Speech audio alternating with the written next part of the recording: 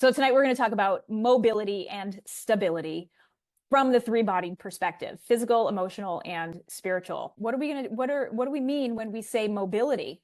Well, we're talking about the ability to move, right? Creating space, having space within our system to move freely through a range of motion. Stability, it is about structure and support. To have more of one than the other leads to injury. So when we have too much mobility or hypermobility with not enough stability somewhere along the way, we end up with an injury. Finding this balance between mobility and stability is a really important thing. And in the realm of what I talk about, when we compare mobility and stability, we're talking about yin and yang. Okay, mobility being space, being opening space, being the yin, and stability, creating structure, creating support and control, that being the yang. It's not about one or the other. It's always both, and maintaining this beautiful flow between the two. Let's just take this beyond the physical body for a moment, because mobility and stability don't just exist in your joints, you guys. And the same principles really do apply with respect to these unseen aspects of the body. Mobility creates space. It's the ability to move, to feel. Mobility in this aspect, we let energy flow, where stability creates the structure. Stability, it's containment. It's the ability to hold a position under stress. So mobility creates the space, and stability holds the structure. Emotional mobility is the ability to feel and fully express without attaching a story or judgment to it. It's allowing something to move through you cleanly and fully to completion. And once it's complete, it's discharged from your system. We don't have to keep going back to it. No narrative. We're not relating to it. We're not attaching an identity to it, which can happen. It's just movement. It's just flow. When we don't allow that emotional movement to happen, when we don't fully express, the system starts to compensate, and you have to start operating around these emotions. Right? Just like we do in the physical body. You have a mobility restriction, but you're asking your body to perform. You're going to the gym, you're working out. Your system will work its way around this restriction. We call that a compensation. That's when we get stress and tension in the system, when we try to compensate our way around something that needs to move. Not all healing is helpful.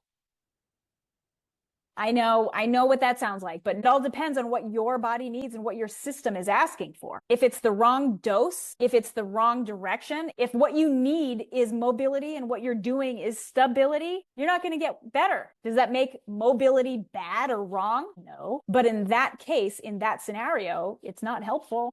Sometimes you need a container. Sometimes you need structure. You need that yang support, not more yin release and creating. Sometimes you need the container to be held.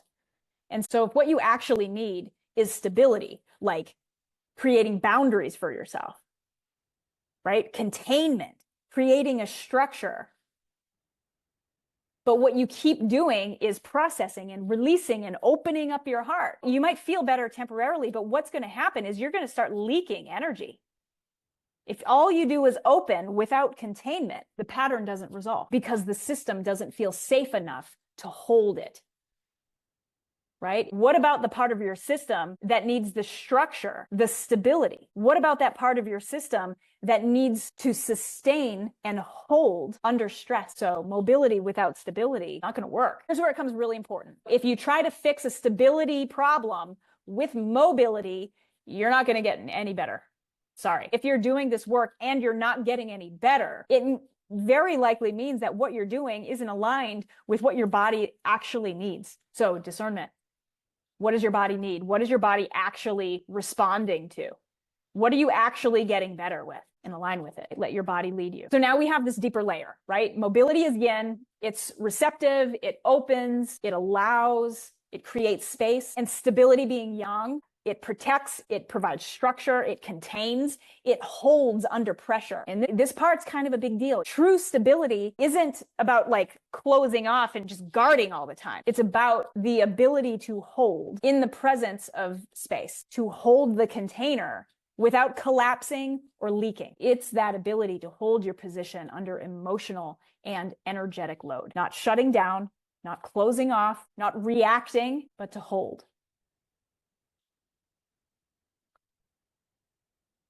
That's stability. Because if all you do is release and open on repeat, because that's all you're doing is opening, you're going to leak. It's opening without boundary. That stability piece, you provide yourself with boundaries and with standards, and it's up to you to maintain those. That's how we become stronger. That's how we become more resilient. It's how we can allow ourselves to feel safe enough in our own system to feel more, right? To have that stability without any judgment and without any attachment. So if you think about it in this way, having too much mobility, too much openness, opening up your energy and your heart so much, too much of that leaks your energy. You just leave yourself wide open to anything and anyone that wants to come in. But too much stability, it almost locks things in place. It shuts things down. And the real work is learning to discern the difference. Do I need more mobility? Is there something within me that needs to move? Or is there something within me that needs to be held? And here's the great thing, you guys. When you have these emotions that are starting to generate through you and they're starting to bubble up, you don't have to understand it.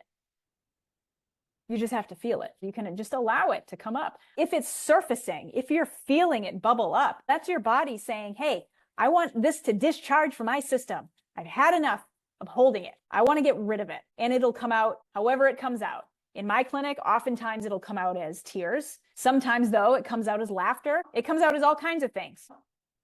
And it's okay. It's all welcome. And you don't have to understand it, but you do have to feel it. You have to let it move. And when you have stability, that is what allows you to hold your center through the expression. Containment. It creates safety. It gives us a field of play, if you will. That's what boundaries do. It gives us a field to play on. This is in play. This is not in play. That's a boundary. It gives us structure. It gives us a place to play. So the question now becomes, where in your system, in all of your bodies, do you need more space to feel and move? Physically, emotionally, spiritually. And where in your body do you need more structure to hold and to protect, to strengthen, to withstand stress? If all you do is mobility and you create space and open yourself up like we're told to do, soften and open. And while, yes, that's important to do, but it's not always the thing that we need the most. You guys, it's not always the only thing, because openness without the stability or the structure of boundaries, we might actually be able to label that as self-abandonment. Just open. Where's the boundary? And conversely, like just having strong, structured, thick boundaries without having any kind of permeability, without any openness, well, you might block yourself off from something really important that wants to come in. So again, it's a balance, it's a flow. And the way that we work with it and the way that we maintain the balance is through discernment. Yeah.